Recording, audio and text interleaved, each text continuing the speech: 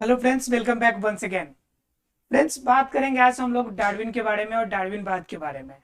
क्योंकि डार्विन के बारे में बातें कुछ करेंगे तो ही समझ में आएगा कि डार्विन कैसा इंसान था और सोचने का तरीका इनका क्या था। बात कीजिएगा स्टार्टिंग जिस समय डार्विन की स्टार्टअप हुई। डार्विन जिस समय एंट्री किए इस दुनिया में, वो एक सामान्य रूप में एक सामान्य परिवार से थे। उसके बाद धीरे धीरे उन्होंने पढ़ाई करा, बहुत मेहनत किए और मेहनत करने के बाद क्या हो गया, एक ऐसे मुकाम पे पहुंचे कि उनके मन में इच्छा थी, वो प्रकृति के प्रति थोड़ा सा ज्यादा लगाव रखते थे। तो उनके मन में था कि हम क्या बनेंगे कि डॉक्टर बन जाए। तो डॉक्टर के क्षेत्र में बनने की कोशिश किया। उन्होंने मेडिकल क्वालिफाई भी करा, मेडिकल में उन्होंने पढ़ाई भी किया, कुछ दिनों तक मेडिकल के साथ रहा भी। लेकिन कुछ दिनों के बाद उनके प्रकृति के साथ ज्यादा लगाव था। इस वजह से वो प्रकृति के लगाव के कारण उसे मतलब कि जीव जंतु या अन्य के जानवरों के बारे में या फिर जीवों की आपकी इलाज करने में कुछ ज्यादा दिमाग चलता नहीं था उनका। उनके दिमाग में बेचैनी सा रहता था। वो सोचे यार मैं कहाँ आके फंस गया। कभी कभी क्या होता है कि आपके मन मुताबिक कोई काम नहीं होता है तो आपको मजा नहीं आता। तो वही उसके साथ उनके साथ भी हो रहा था। डार्विन बेचारे काम करने के लिए तो कर रहे थे मेडिकल डिपार्टमेंट में, लेकिन उनको मजा नहीं आ रहा था। मजा आएगा भी कैसे, क्योंकि उनका दिमाग तो प्रकृति के तरफ है। तो प्रकृति के झुकाव के कारण क्या हुआ कि वो कहे कि भाई अब हमसे नहीं होने वाला है। उन्होंने लास्ट में क्या करी, जब देखा कि बैलेंस बिगड़ रहा है, मेरे से नहीं हो पाएगा, तो उसने छोड़ दिया। उसने क्या कर दिया, कहा कि मैं अपने जो गोल है, अपनी जो मन की इच्छा है, मैं उनसे कंप्रोमाइज नहीं कर सकता। तो मेडिकल कॉलेज जो था जिसमें वो काम कर रहे थे, मेडिकल को उसने छोड़ दिया। मेडिकल को छोड़ दिया तो छोड़ने के बाद उनके मन में विचार आया कि हम गिरजाघर में काम करेंगे। कहाँ काम करेंगे, गिरजाघर में काम करेंगे,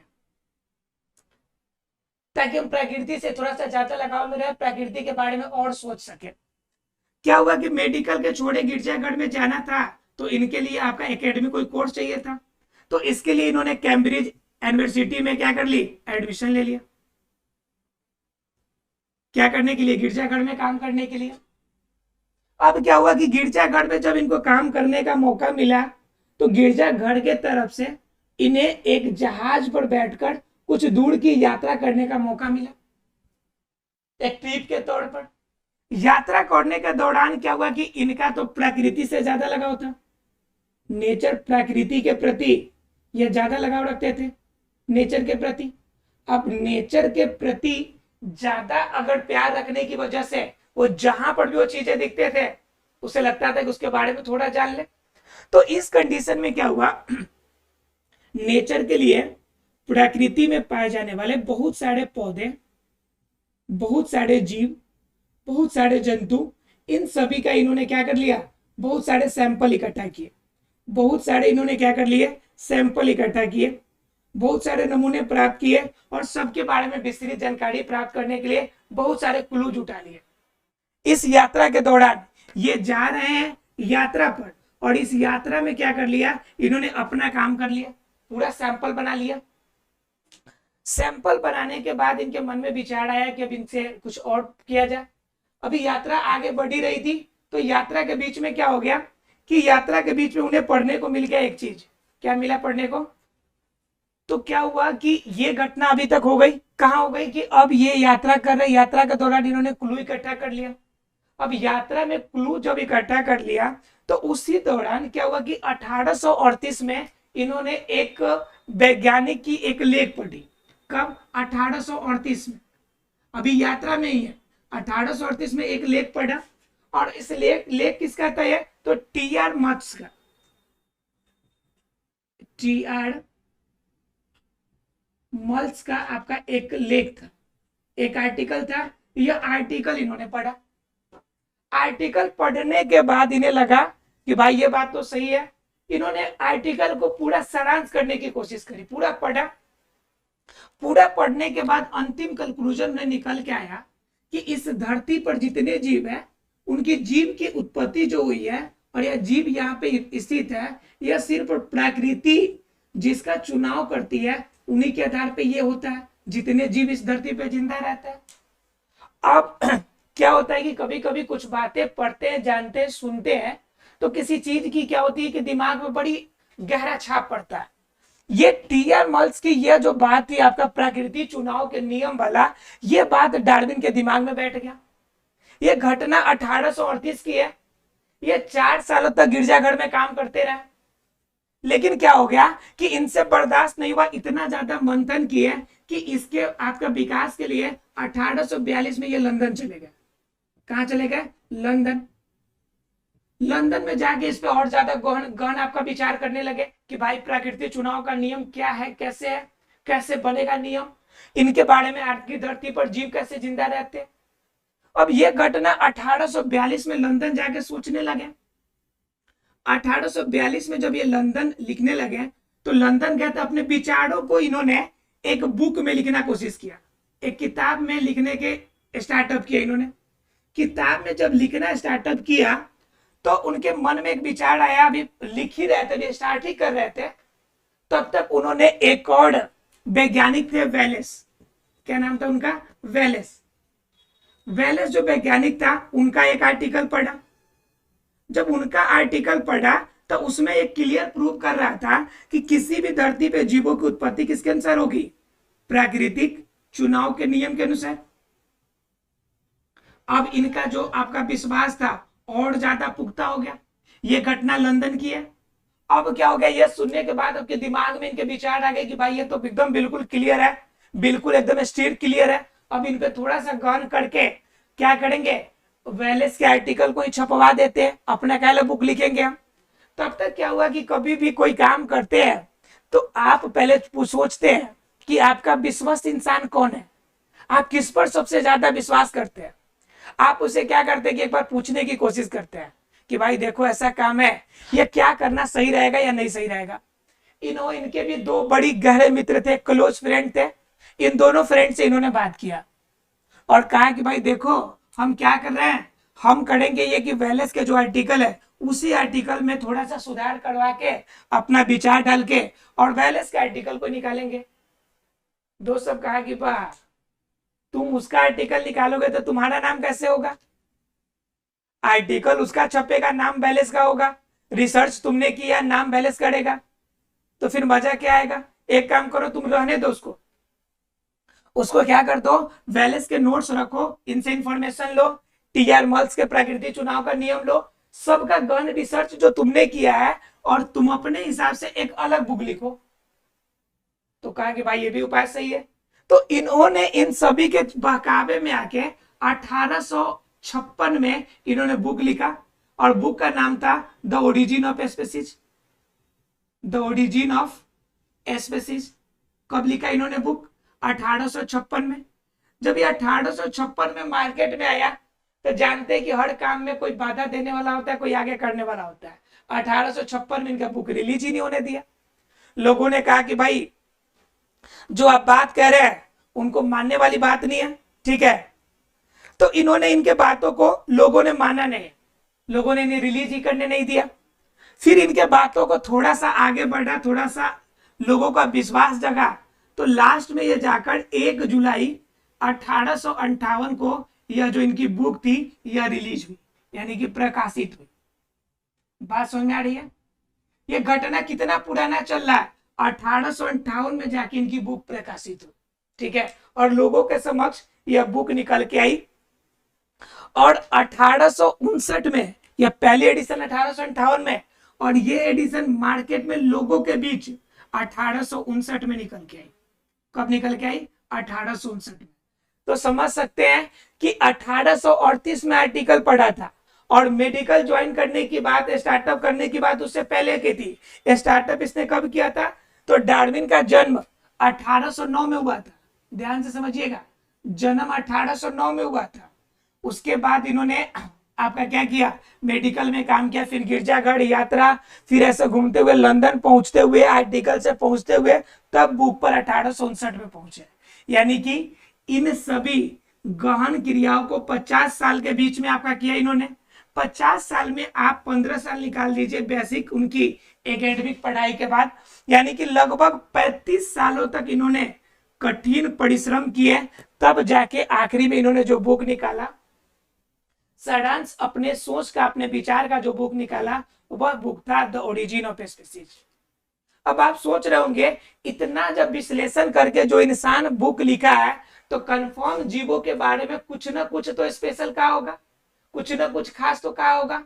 तो चलिए हम लोग जानते हैं कि the origin of a species में उन्होंने अपने विचार किस रूप में दिए हैं। ठीक है, तो देखिए इन्होंने दिया प्रकृति चुनाव का नियम। सबसे बड़ी चीज है जो इन्होंने कही कि इस धरती पर, अब तो क्लियर हो गया कि ये बात क्या कहना चाहते हैं। ये बात करेंगे प्रकृति चुनाव का नियम, प्रकृति चुनाव का नियम। मेन तथ्य, मेन सारांश इनके बुक का यही था कि प्रकृति चुनाव का नियम मतलब क्या कि इस धरती पर सिर्फ वही जीव, वही सजीव जिंदा रहेंगे जिसे प्रकृति एक्सेप्ट करेगी, यानी प्रकृति जिसे ग्रहण करेगी, एक्सेप्ट करेगी, सिर्फ वही जीव इस धरती पर जीवित रह सकते हैं, अन्यथा और कोई भी जीव इस धरती पर जीवित नहीं रहेगा।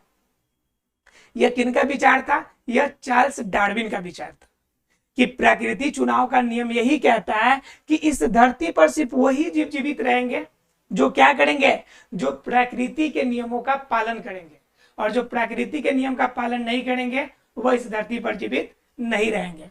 अब बात आती है कि प्रकृति चुनाव का जो नियम है, प्रकृति जो चुनाव का नियम है, यह प्रकृति चुनाव का नियम किस आधार पे काम करता है और उनके बीच में कौन कौन से तथ्य इन्होंने रखे थे।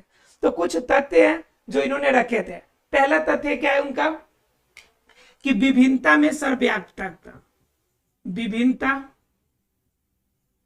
एवं सर्वव्यापकता। पहला नंबर इनका इन पॉइंट है कि विभिन्नता एवं सर्वव्यापकता। ठीक है, मतलब क्या कि इस धरती पर, इस धरती पर कोई भी जीव है वो एक समान नहीं है। धरती पर कोई भी जीव समान नहीं है, यानी एक समान नहीं है। मतलब क्या, सभी जीवों में भिन्नता पाई जाती है, सभी जीवों में भिन्नता पाई जाती है।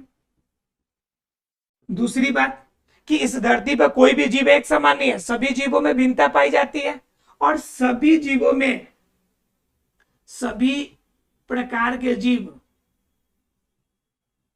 अलग अलग वातावरण में रहते हैं, अलग अलग प्रकृति में रहते हैं, और अलग अलग प्रकृति अर्थात जो जिस प्रकृति में रहेगा उसके अनुसार क्या होंगे, वो जीवित रहेंगे। अर्थात क्या, प्रकृति, प्रकृति सभी को उसके भिन्नता के आधार पर ग्रहण करती है, उसके भिन्नता के आधार पर ग्रहण करती है, भिन्नता के आधार पर ग्रहण करती है। क्लियर? मतलब क्या कहते हैं कि इस धरती पर विभिन्नता बहुत ज्यादा है, और सर्वव्यापकता मतलब हर जगह पे, हर प्रकृति में उत्पन्न है। जैसे पानी में रहने वाला जीव है, धरती पे रहने वाला जीव है, हिमालय के चोटी पे रहने वाला जीव है, बर्फ में रहने वाला जीव है, आपका क्या कहते हैं ध्रुवीय प्रदेश में रहने वाला जीव है, उष्णकटिबंधीय में रहने वाला जीव है, अलग अलग जगह पे रहने वाला जीव है, हर जगह के रहने वाला जीव है। और हर जगह रहने वाले जीवों में सभी में विभिन्नता पाई जाती है, और जो जिस प्रकृति में रहेगा वह प्रकृति उसे सिलेक्ट करेगी तो वह जीवित रहेगा, अगर प्रकृति उसे एक्सेप्ट नहीं करेगी तो फिर वो जीवित नहीं रह पाएगा। तो पहला नियम इनका कहता है कि विभिन्नता और सर्वव्यापकता, विभिन्नता सभी जीवों में पाई जाती है और सभी जीव अलग अलग क्षेत्र में, अलग अलग वातावरण में पाए जाएंगे, लेकिन इनका रहने का सिर्फ एक ही मकसद होगा कि प्रकृति ने इसका सिलेक्शन किया है। पहली बात थी इनकी। दूसरी बात है कि आपकी, दूसरी बात जो है इनके प्रगुणन की दर ज्यादा, प्रगुणन की दर। अब प्रगुणन मतलब कि इनके जनसंख्या में वृद्धि की दर। तो जनसंख्या में वृद्धि की दर सभी में अलग अलग होती है, जनसंख्या में वृद्धि की दर। अब जहां बात कीजिए एक बार हाथी की, किसकी बात कर लीजिए आप, हाथी की। हाथी की स्लो होती है, वहीं पे बात कर लीजिए एक जीवाणु की, तो इनकी दर आपका क्या होती है, दिन दुगुना रात चौगुना वृद्धि करती है, हर घंटे वृद्धि हो जाती है। ठीक है, इनमें वृद्धि क्या होती है, जीवाणु की आपकी बहुत फास्ट होती है, और हाथी की क्या होती है, लेट होती है, ज्यादा लंबे दिनों में होती है। तो कहता है कि प्रगुणन की दर इतनी ज्यादा होती है कुछ जीवों में कि अगर वो प्रकृति उसे अगर तय न करे तो कुछ ही समय में कुछ जीव क्या होंगे, पूरे धरती को कवर कर लेंगे। जीवाणु की रफ्तार जितनी तेजी से होती है, अगर प्रकृति से कंट्रोल न करे तो पूरी जो धरती होगी, पूरी जो विश्व होगी, जीवाणु विषाणु जैसे सूक्ष्म जीवों से भर जाएगी। आदमी अन्य जीवों का अस्तित्व ही नहीं रहेगा। मतलब क्या, प्रकृति ही चुनाव करके इन्हें कंट्रोल करती है। न तो प्रगुणन दर इतना ज्यादा है, जनसंख्या इतना फास्ट वृद्धि करता है कि जीवाणु आपका हो गया चाहे सूक्ष्म जीव हो गया, इतना तेजी से वृद्धि करेगा कि उसे कंट्रोल करना नामुमकिन सा हो जाएगा। ठीक है, लेकिन वहीं पे दूसरी जगह कुछ ऐसे भी जीव होते हैं जो ये क्रिया नहीं करते हैं, सामान्य रूप से स्लो करते हैं। तो जो जीव स्लो करेगा वह उसे कंट्रोल करता है, जिनकी जनसंख्या अधिक होगी। और ये सारे नियम कौन तय करेगा, ये नियम तय करता है प्रकृति, अर्थात कि प्रकृति लॉ ऑफ सिलेक्शन ये करता है कि वही जीव सिर्फ धरती पर जिंदा रहेंगे जो आपके प्रकृति के बैलेंस के लिए जरूरी है। तो दूसरा तथ्य इनका। तीसरा तथ्य क्या इनका, कि अस्तित्व के लिए संघर्ष, अस्तित्व के लिए संघर्ष। तो भाई अस्तित्व के लिए संघर्ष अलग अलग तरीके का हो सकता है। अस्तित्व के लिए संघर्ष अर्थात जीवित रहने के लिए संघर्ष। मतलब क्या, कोई अगर छोटा जीव है, जैसे छोटा मछली है, तो इसको जीवित रहने के लिए बड़े मछली से बच के रहना पड़ेगा, बड़े मछली से बच के रहना पड़ेगा। उसके बाद अगर बड़ी मछली है तो इनको घड़ियाल वगैरह से बच के रहना पड़ेगा, अन्य जीवों से। अगर ये है तो फिर इनसे बड़े व्हेल मछली है, उनसे बच के रहना पड़ेगा। मतलब क्या, सभी को अपनी अलग प्रजाति से खतरा है। जैसे घास है तो घास कोशिश करती है कीट से बचे, कीट कोशिश करता है कि मेढक से बचे, मेढक कोशिश करता है कि अपने आगे वाले से बचे, यानी कि गिद्ध से बचे। तो यह क्या होता है कि यह क्रमिक हो जाता है, कि आपका क्या होता है कि अस्तित्व इस धरती पे बनाए रखने के लिए बहुत ज्यादा संघर्ष करना पड़ता है। अंतर जातीय मतलब कि एक तो अपनी जाति वाले, उनसे संघर्ष करना पड़ता है जीवित रहने के लिए। छोटी मछली आपस में मतलब कि अपने आप को बैलेंस करने के लिए लड़ना पड़ता है। दूसरा बात, अपने से ऊपर वाले से लड़ना पड़ता है। तीसरा बात, प्रकृति में परिवर्तन होता है, उनसे लड़ना पड़ता है। यानी इस धरती पर अपना अस्तित्व बनाने के लिए हर जीव जंतु को संघर्ष करना पड़ता है। और संघर्ष करने के बाद सिर्फ वही जीव जीवित रहेंगे जिनका सिलेक्शन प्रकृति करेगी। ये अपने तथ्यों से सिर्फ यही साबित करना चाहते हैं कि हर जगह पे पूरी तथ्यों को मिलाकर आप इसी पॉइंट पर पहुंचेंगे कि धरती पर जितने जीव है, जितने जीव उपस्थित है, बस समझिए कि प्रकृति की देन है। प्रकृति ना चाहिए होती तो इस तरह के कोई सा भी जीव आपको नजर नहीं आता। क्लियर? तो ये दूसरा था। तीसरा क्या, सॉरी तीसरा था। चौथा है जो योग्यतम है, योग्यतम की अधिकता। मतलब क्या, जो जीव योग्य है, ये आपका कितना नंबर 3 था, ये चौथा। देखिए, जो जीव योग्य है अर्थात कि जिसका सिलेक्शन आपका पृथ्वी ने कर लिया, सीधे शब्दों में, आम शब्दों में कहिए, जिसका ज्वाइनिंग मिल गया, जिसका सिलेक्शन हो गया, वो जीवों की अधिकता हो जाएगी। और योग्यता वाले जीव ही इस धरती पर अपना अस्तित्व बना के रखेंगे। मतलब चौथी बात कही कि जो योग्यतम जीव होंगे, जिनको ज्वाइनिंग लेटर मिल जाएगा, जिनकी एलिजिबिलिटी बिल्कुल कंप्लीट है, सिर्फ वही जीव इस धरती पर जीवित रह पाएंगे। और ये तय कौन करेगा, ये तय करता है कि किसके अंदर योग्यता है और किसके अंदर नहीं है। तो जिस तरह से एग्जाम कंट्रोल करने के लिए एग्जाम कंट्रोलर होता है, वैसे ही हमारी योग्यता तय करने वाला कौन है, प्रकृति है। ये कहते हैं डार्विन कि हमारी योग्यता के बेस पर ही क्या होती है, प्रकृति ही हमारी इसका तय करती है। क्लियर है? उसके बाद पांचवा कहता है कि उपयोगी विभिन्नता में, उपयोगिता के अनुसार विभिन्नता आती है। उपयोगिता के अनुसार विभिन्नता आती है। मतलब क्या, जितनी आपकी उपयोगिता होगी, जितने आपके उपयोग के होंगे उसी के अनुसार आप में क्या आएगी, विभिन्नता आएगी। जितना आपके वंशागति में जितना आप में उपयोग होगा उसी के अनुसार से विभिन्नता आएगी, और विभिन्नता तय करेगा प्राकृतिक चुनाव का नियम। प्रकृति तय करेगी कि आपकी कौन से उपयोग है और उनमें कितना स्ट्रक्चर आपको नए रूप में बनना है, यह कौन करेगा तय, यह तय करता है आपका प्रकृति। ठीक है, तो ये 5 तथ्य इन्होंने प्रकृति चुनाव के नियम के अंतर्गत इन्होंने अपनी 5 बातें रखी, और 5 बातों का एक ही सिंगल लक्ष्य था कि प्रकृति चुनाव के नियम के द्वारा इस धरती पर जीवों का अस्तित्व बरकरार है।